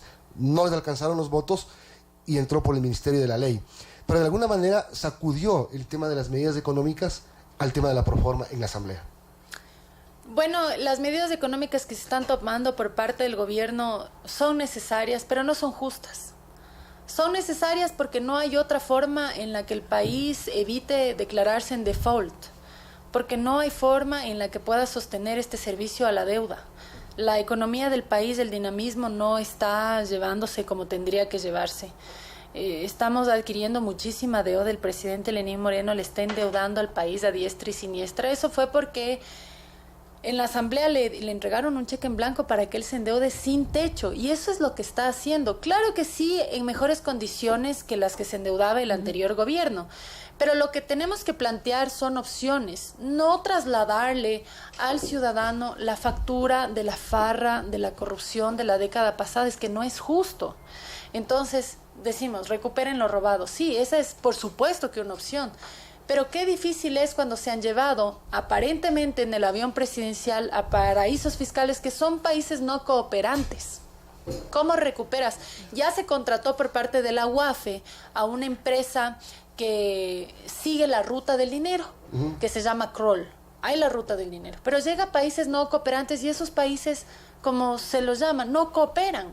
Entonces es sumamente complicado recuperar el dinero. Es que no les llama la atención tantos vuelos presidenciales sin tripulación. ¿Qué es lo que llevaban a un paraíso fiscal esos aviones presidenciales? Estaban horas y después regresaban. ¿Qué iban a solear la aeronave? Correa dice que aterrizaban en esos aeropuertos porque tienen poca autonomía y justo tenían que recargar combustible. Bueno, no solamente se dio como escala, también hubo vuelos en que solo viajaron al paraíso fiscal sin tripulación, o sea, sin pasajeros, sí con la tripulación, pero sin pasajeros, y regresan a Ecuador. Están unas horas y vuelven a Ecuador. ¿Qué está, no sé, haciendo horas de vuelo el piloto y disfruta del paraíso fiscal? El paraíso que tiene el paraíso fiscal, pero no tiene sentido. El asunto es que esa debería ser una opción. Se sospecha que, como sucedió con Cristina Fernández de Kirchner en Argentina, que ya prácticamente se ha comprobado que en los aviones presidenciales fue donde sacaron el dinero de los argentinos, las claras sospechas es que el dinero que le falta al Ecuador, porque no podemos tapar el sol con un dedo, solamente hagamos la sumatoria de las glosas de informes definitivos de Contraloría y tenemos un monto de miles de millones de dólares que le están faltando a las arcas del Estado. Lo que se sospecha es que en esos aviones que no declaraban la carga, que no habían pasajeros y que viajaban por pocas horas a los paraísos fiscales, estaban dejando ese dinero en estos países que no van a entregar la información por más que el Ecuador lo pida. Entonces, eso está complicado. Ahora, la otra opción, que no es un idealismo, porque ya se ha vuelto un idealismo esto de que se recupere lo robado, es que ya que la Asamblea le entregó un cheque en blanco al presidente Lenín Moreno para que se endeude todo lo que él quiera, yo tengo que decirlo, no voté a favor de esa medida, es que no siga adquiriendo deuda para gasto corriente, sino que haga una reestructuración de la deuda. ¿Qué significa la reestructuración de la deuda? Que adquiera una nueva deuda por el total de lo que estamos pagando en este momento, pero con mejores términos, a un plazo mucho más amplio y con intereses que no sean tan elevados como los que nos entregaron aquellos créditos China, y que es absurdo porque nos cobran intereses prácticamente que al chulco internacional, supuestamente por el riesgo país, pero además de esos intereses se comprometió una prebenda de petróleo como una garantía. Entonces no tiene sentido. Es obviamente que también ahí se ha señalado irregularidades en esas preventas por los intermediarios que tienen muchísima influencia en el gobierno del expresidente Rafael Correa y que también sigue teniendo influencia en el gobierno del presidente Lenín Moreno, la intermediación petrolera. Entonces lo que se tiene que hacer es reestructurar la deuda para pagar esta deuda en malas condiciones que estamos pagando en este momento, que son miles de millones de dólares que pagamos anualmente solamente de servicio de deuda. Estamos quitando 500 millones de dólares a salud. Eso es incluso hasta inconstitucional. Pero va a pagar la deuda con la plata que le sacan los ciudadanos. Por el tema de las gasolinas, por ejemplo. Porque más plata va a recaudar, por lo menos va a ser más visible la plata que se recaude por el incremento de la gasolina extra y Ecopaís que por el recorte del tamaño del Estado, que puede ser bien subjetivo. No es el primer recorte, es como el cuarto o quinto que el gobierno anuncia que lo hace, o que lo va a hacer. Sí es necesario que exista una disminución del Estado, porque hay mucho gasto corriente, hay mucha burocracia innecesaria donde cubren cuotas políticas. Ay, vea, yo le ayudé en campaña, y le abren una partida innecesaria, un gasto más para el país. Eso sí pasa, eso sí se da. Bueno, ahora lo que han mencionado es que no van a haber despidos, pero que las vacantes ya no van a ser ocupadas. Me parece bien, se ha anunciado un recorte en los sueldos de los ministros y del jerárquico superior. Yo pienso que habría sido bueno aprovechar la oportunidad que venían elecciones del 2019 para plantear un referéndum, para cambiar la Constitución y disminuir el número de asambleístas. ¿A cuántos? Bueno, eso habría que plantearse ya cuando se lo presente al Consejo Nacional Electoral. Yo no podría decirle un número exacto, un número lo suficientemente óptimo como para que se puedan desarrollar los temas legislativos. ¿Pero por qué una reducción del tamaño del Congreso? Yo estoy en la Asamblea y sé que no todos actúan. Actuarán... ¿Por temas netamente económicos o por temas de estructura política? A ver, aparte del tema económico, porque cada asambleísta tiene sus asesores... Y sí representa una, véanlo como gasto o como inversión, independientemente de la labor que haga la asamblea. A veces gasto, a veces inversión. A veces gasto, a veces inversión, ya. Pero no son necesarios tantos asambleístas. Yo les puedo decir, yo estoy ahí en el hemiciclo, hay un montón de asambleístas que ni siquiera sé cómo se llaman. Y que si uno se mete al registro de la Asamblea Nacional no han presentado, pero ni un saludo a la bandera. Y están recibiendo $4,000 mensuales, porque eso es lo que gana un asambleísta, $4,000 mensuales. ¿Por hacer qué? No sé. Por alzar la mano cuando dice tiene apoyo a la moción y después dar el voto afirmativo por lo que les hayan dado el viserazo en el bloque. Pero eso de verdad está transformando al país. O sea, de verdad quien gana el salario básico unificado se siente satisfecho de pagar a tantos asambleístas. ¿Para hacer qué? Yo pienso que tienen que haber los asambleístas necesarios para llegar y que se fiscalice y que se legisle, y que pues es muy complicado justamente por esto que les decía, cuando quieren boicotear por el celo político, se presentan propuestas de ley espectaculares. Pero dicen, no, si nosotros le aprobamos al asambleísta fulanito de tal este proyecto de ley, se va a lucir. Claro. Se va a lucir. ¿Cómo vamos a dejar que se luzca? No es que se va a lucir, el asambleísta está presentando un proyecto que va a mejorar la calidad de vida de su provincia o del país en general, pero así se ha actuado en la asamblea. Pregúntenme cuántos proyectos de ley yo he presentado. 11 proyectos de ley. ¿Cuántos me han aprobado? Hasta ahora ninguno. Así está en el limbo, durmiendo el sueño de los injustos, porque me parece injusto, porque son proyectos de ley que van en beneficio de mi provincia, del país. Por ejemplo, este mismo proyecto de ley de quitarles las pensiones vitalicias a mandatarios que han sido sentenciados por la justicia, incluso revisar si derogamos estos artículos que les entregan pensiones vitalicias, porque hay que ser sinceros, no son personas que se van con la una mano adelante y la otra mano atrás, son personas que sí tienen sus posibilidades. Por ejemplo, Yamil Mawad recibe una pensión vitalicia, ni siquiera él, recibe la hija. Entonces, esos temas han sido presentados en la Asamblea. Miren que es una propuesta que ya la he presentado ya hace un tiempo atrás, pero no es la única que ve en ese sentido. Desde el año 2009 ya son 5 proyectos reformatorios que van dirigidos, y claro, la gente no quiere que se le pague una pensión vitalicia. Pues este es un clamor, no sé, del 98% de los ecuatorianos, indistintamente de la bandera política, pero dicen, ¿cómo le vamos a aprobar este proyecto reformatorio a Lana Galarza, que es un proyecto reformatorio que quiere el 98% de los ecuatorianos? No vamos a ser tan ingenuos de que se anote semejante porotazo. No, yo no me anoto semejante porotazo. Es el país ahorrándose $1 millón anuales, que frente al gran déficit que tenemos podrá parecer una insignificancia, pero cuando tienes enfermedades catastróficas, huérfanas o graves, si tú vas al ministerio y te dicen no hay recursos, pues no hay gasto que te ahorres, que no sea necesario cuando hay una emergencia que de verdad importa. Y claro, ¿cómo va a estar recibiendo, por ejemplo, el ex vicepresidente Jorge Glass en la cárcel más de $4,000 mensuales? Y como lo transformó a pensión alimenticia, recibe el doble este mes, porque también recibe 13º. Hay gente honesta, por ejemplo, gente que no ha salido en problemada, digámoslo así. Correcto. Que sí dio su vida por el país y que merecería tener un sueldo. Ese es un tema que puede ser debatido. Es un tema no que... todo es blanco, todo es negro. Es decir, hay un intermedio que se puede debatir. Ese es un tema que tiene que ser debatido, pero sobre todo, como estamos hablando de la plata de la gente, sí, claro, tenemos que escuchar lo que dice el ciudadano. Y si el ciudadano dice, bueno, con mi plata, que si salen de la gestión de presidente sigan trabajando como cualquier otro ecuatoriano, como es la plata del ecuatoriano, uno tiene que respetar qué es lo que quiere que se haga con su dinero. A mí me parece justo, obviamente esto tiene que debatirse, pero recibir a la ciudadanía a la asamblea. Y si quieren que se les pague a los presidentes que han hecho una buena gestión, que el mismo ciudadano lo pida, me parece perfecto.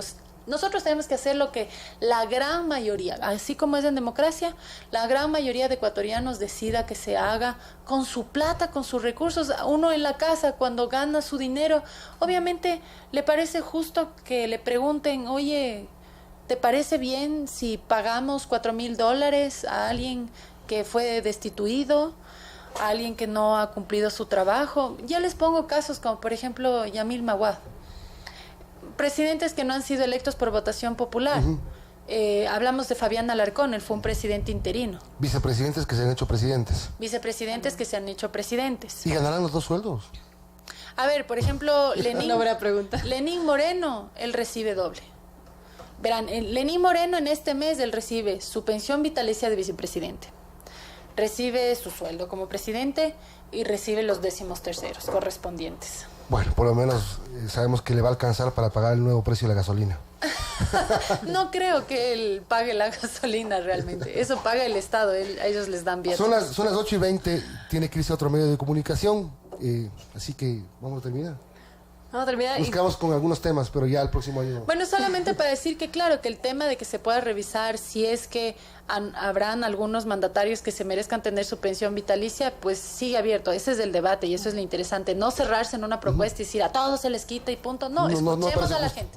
Escuchemos a la gente, escuchemos incluso a los exmandatarios si es que les es tan fácil después de ser presidentes volver a conseguir un trabajo y volver a su vida cotidiana. Claro. Eso es lo que tenemos que escuchar porque no podemos hacer leyes por coyuntura, por calentura, sino leyes que sean prácticas y que no sean injustas para absolutamente nadie. Gracias, Ana Galarza, asambleísta por Creo. Igual.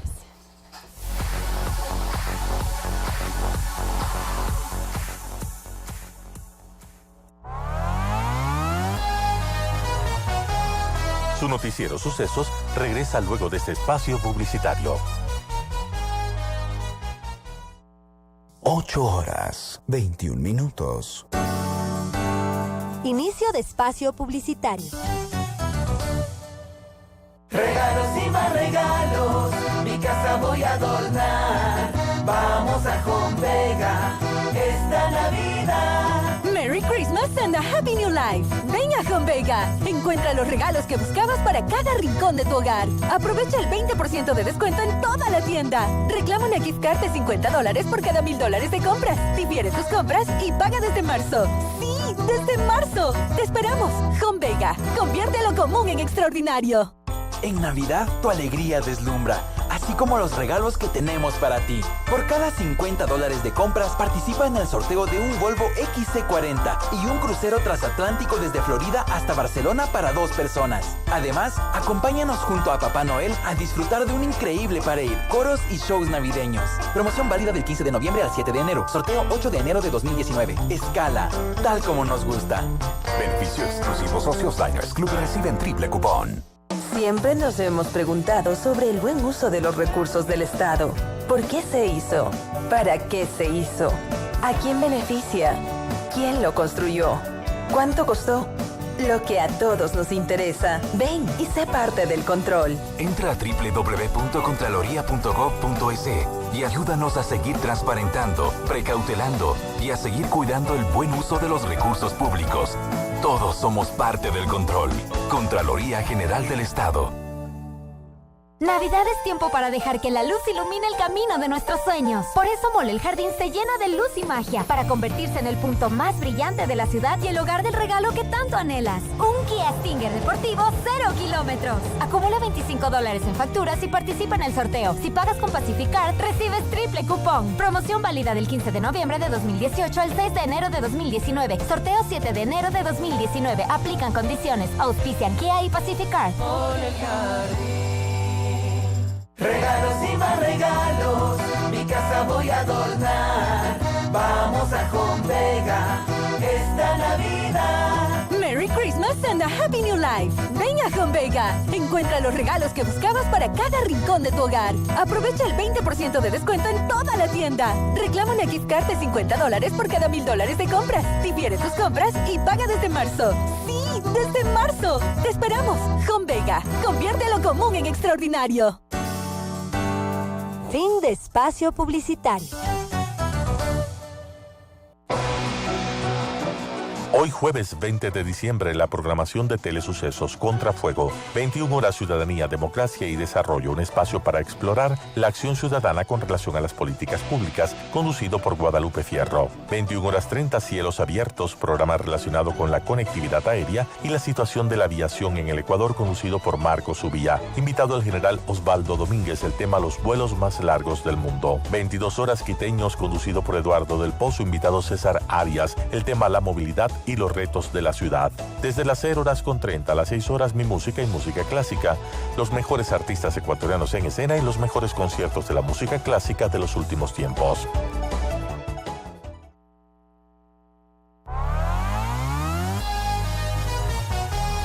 Continuamos en su noticiero Sucesos.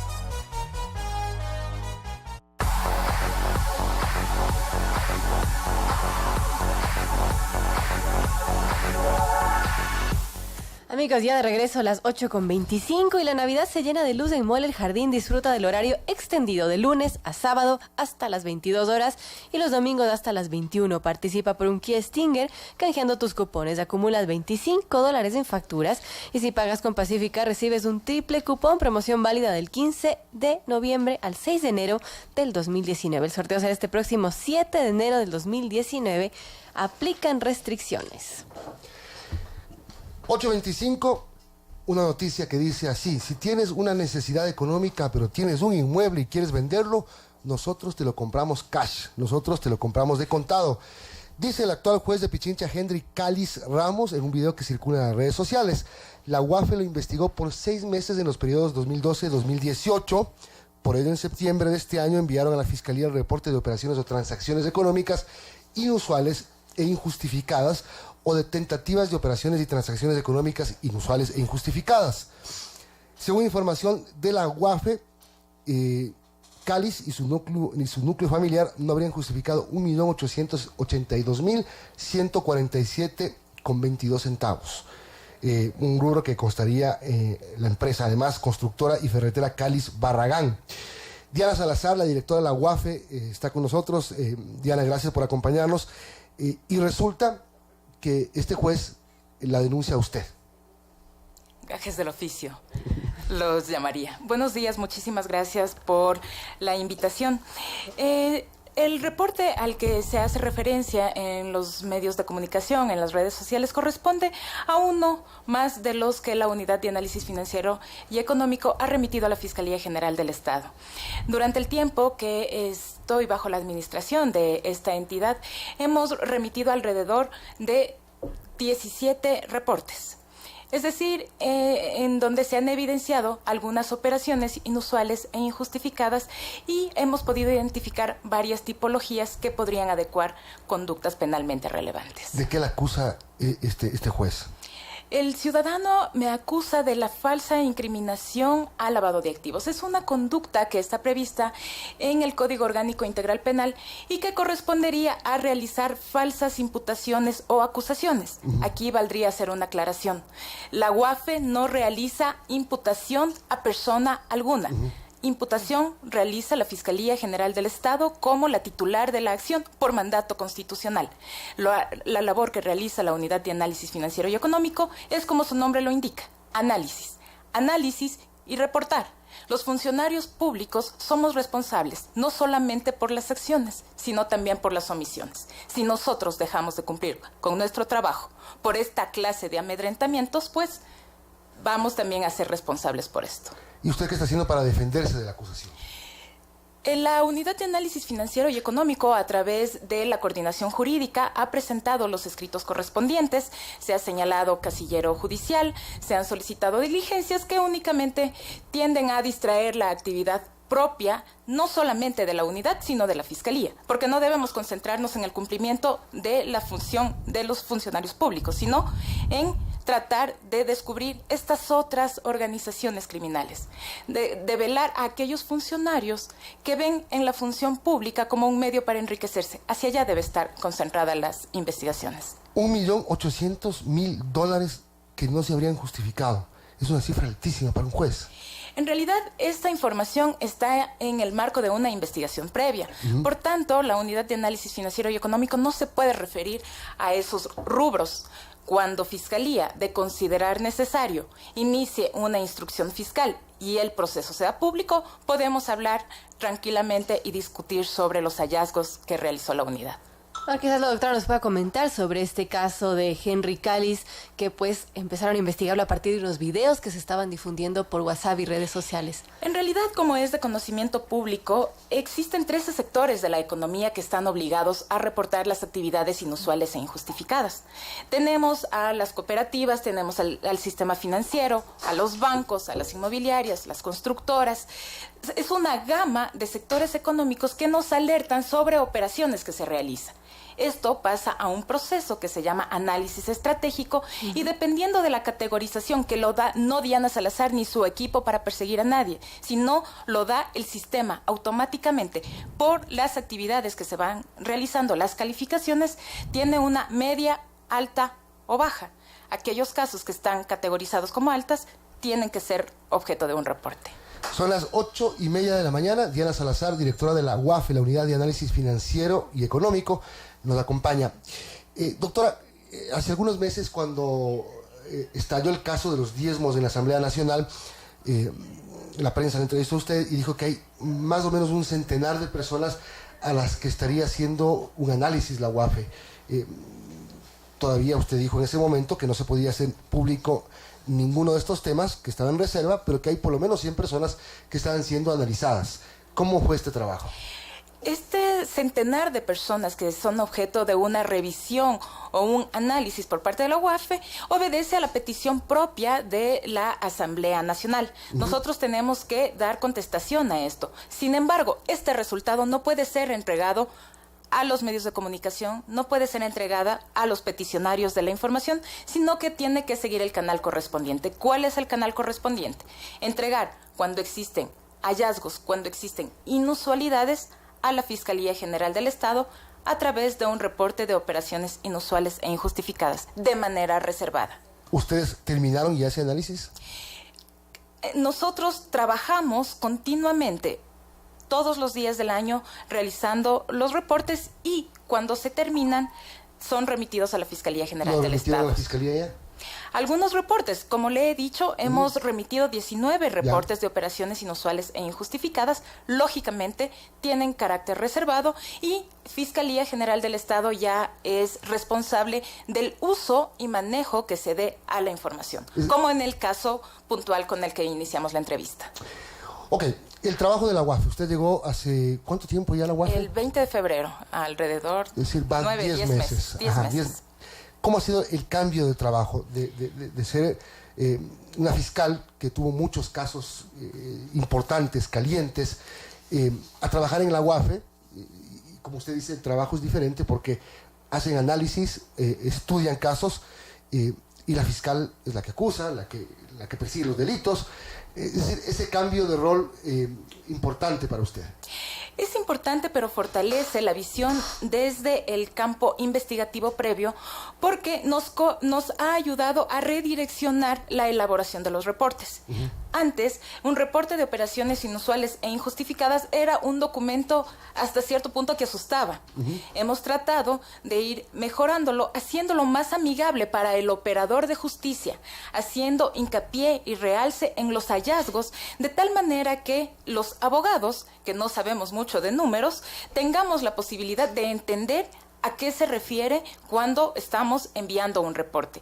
Es importante el trabajo de la Unidad de Análisis Financiero toda vez que entrega los insumos para que la Fiscalía General del Estado pueda realizar sus investigaciones. Damos respuesta a las peticiones también de la entidad y vamos coadyuvando. Además, que por primera ocasión la Unidad de Análisis Financiero y Económico, pese a que en la ley consta desde el 2016, es parte como sujeto procesal en aquellos procesos que se han iniciado por lavado de activos. Tiene usted una serie de datos del trabajo de la UAFE. En realidad son cifras. Por ejemplo, de los 13 sectores de la economía, que son 7.227 sujetos obligados, son 7.227 personas naturales y jurídicas que día a día alimentan la base de datos de la Unidad de Análisis Financiero y Económico, adicionalmente a la información que nos proveen nuestros homólogos a nivel internacional. 7.227, ¿quiénes? Son funcionarios públicos, personas que son obligadas a reportar, a informar. Sectores de la economía, por ejemplo, un vendedor de un patio de carros tiene que reportar cuando las personas han adquirido unos vehículos.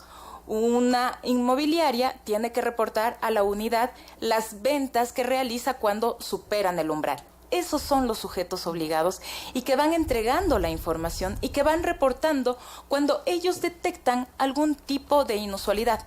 Por ejemplo, para no ejemplificar con personas que no se encuentren acá, me voy a poner.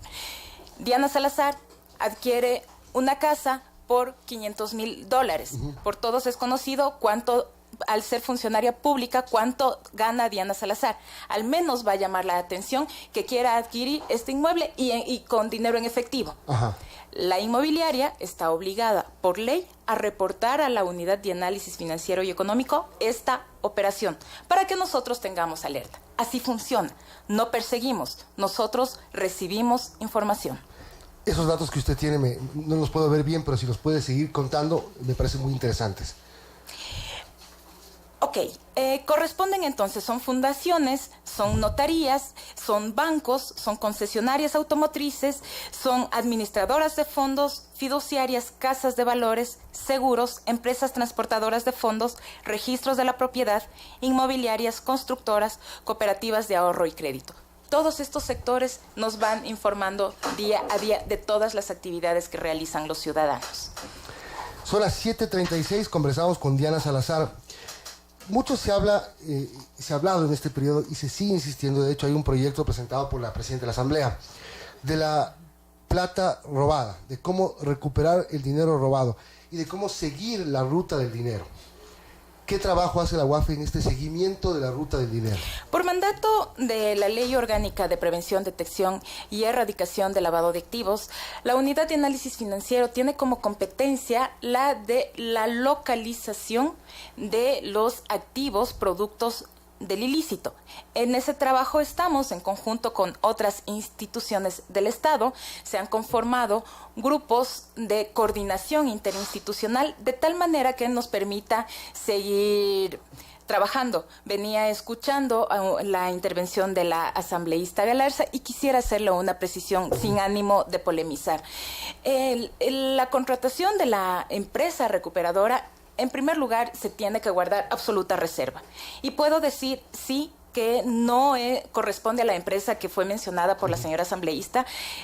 Debemos ser nosotros muy responsables en el manejo de la información. Debemos saber también que formamos parte de principios que tenemos que cumplir con reserva. El revelar nombres o actividades que se están desarrollando ponen en riesgo las actividades de análisis y de localización. Ahora, hay una polémica grande y una sospecha grande sobre el uso de los aviones presidenciales, por ejemplo. Aviones presidenciales que aterrizaron y permanecieron en países paraísos fiscales. ¿Ustedes están sobre esto? Como le indicaba, la Unidad de Análisis Financiero y Económico brinda los insumos para que la Fiscalía General del Estado pueda realizar sus investigaciones. De tal forma, al tener la posibilidad de solicitar información a nuestros homólogos a nivel de inteligencia, se puede solicitar al país que se ha requerido la información de si hubo una apertura de cuenta, si no hubo una apertura de cuenta, cómo se manejaron, qué operaciones se pudo haber realizado, pero siempre en el marco de una investigación previa y a solicitud de la Fiscalía General del Estado para que nosotros podamos justificar. Porque uno de los principios del grupo de Egmont, al grupo al que pertenece la unidad y a través del cual se puede obtener la información, es eso, no se puede salir a pescar, no se puede decir, dígame si Diana Salazar aperturó cuentas en los 185 países que forma parte de este grupo. Debemos nosotros puntualmente tener la información y solicitarla. Doctora, en este ánimo de recuperar el dinero que todos esperamos, ¿cómo se ha apoyado la UAFE? Por ejemplo, han hecho acuerdos interinstitucionales, convenios, también internacionalmente. ¿Cómo está funcionando esto? A través del grupo de Egmont nosotros tenemos la posibilidad de solicitar e intercambiar información. Además de la cooperación de varios organismos internacionales, como esto es la iniciativa STAR, estamos trabajando con el Banco Mundial, con Naciones Unidas, obteniendo la asistencia técnica, porque también debemos nosotros ser sinceros que no existe una experiencia previa en el Ecuador. Estamos aprendiendo apenas a realizar este tipo de procesos. Sabemos que nos va a tomar tiempo. Al Perú le ha tomado al menos 10 años. Y debe ser un trabajo continuo, no debe ser una política del gobierno de turno, tiene que ser una política de Estado a largo plazo. La UAFE era parte de la Fiscalía General del Estado. Jamás ha sido parte, de la Fiscalía. Esa es una de las... Muchos decían, claro, la unidad de análisis financiero de la Fiscalía. No, es un error... quizá por la dinámica de la unidad, pero la unidad de análisis financiero y económico es una entidad con autonomía financiera, económica, adscrita al Ministerio de Economía y Finanzas. A eso perteneció desde siempre. No es que hubo un cambio a partir del 2016. Ajá. Antes del 2016, con la anterior ley, existía lo que se denominaba el Consejo contra el Lavado de Activos, el CONCLA. Este cuerpo consultivo al que formaba parte la Procuraduría General del Estado, la Fiscalía, la Policía, la Superintendencia de Bancos, de Compañías, Servicio de Rentas Internas y Servicio Nacional de Aduanas. Era un cuerpo consultivo y la Secretaría Técnica, quien ejecutaba la política que dictaba este CONCLA, era la Unidad de Inteligencia Financiera. A partir del 2016, con la nueva ley orgánica, cambia este nombre y adquiere personería jurídica propia. 8:41, conversamos con Diana Salazar. Doctora, uno de los mayores problemas, mayores delitos que existen es el lavado de activos. ¿Cómo combatir? ¿Cómo está el combate, la guerra al lavado de activos? Y me daba mucho la atención que la UAFE tiene como un alto número de personas a las que tienen que reportarse el tema inmobiliario y el tema de vehículos. Así es lo que más llama la atención. Son sectores sensibles para esto, ¿no? Sí, conocemos por todos que el fin de la delincuencia es obtener recursos. Una vez que se obtienen estos recursos, tienen que ser insertados en el sistema financiero y económico de alguna manera, dando la apariencia de legalidad. Ese es el proceso de lavado de activos. Entonces, si tenemos un alto índice de criminalidad organizada, un alto índice de cometimiento de delitos contra la administración pública, de delitos relacionados con la corrupción, es lógico que las tendencias para tratar de dar la apariencia de legalidad a esos activos obtenidos ilícitamente van a tener que subir. ¿Qué es lo que tratan de hacer? Y hemos tenido los casos en los últimos días. Tratan de adquirir bienes inmuebles, vehículos de alta gama, porque así se manifiesta el crimen. Esa es una modalidad, esa es una tipología. La responsabilidad está en estos sectores, en estos sujetos obligados, en que no únicamente no les corresponda vender, porque por supuesto suena atractivo que a un constructor le adquieran su casa en efectivo. Ajá. Pero no se trata de eso. Necesitamos responsabilidad social, saber también con quién me relaciono, con quién hago mis operaciones financieras y económicas.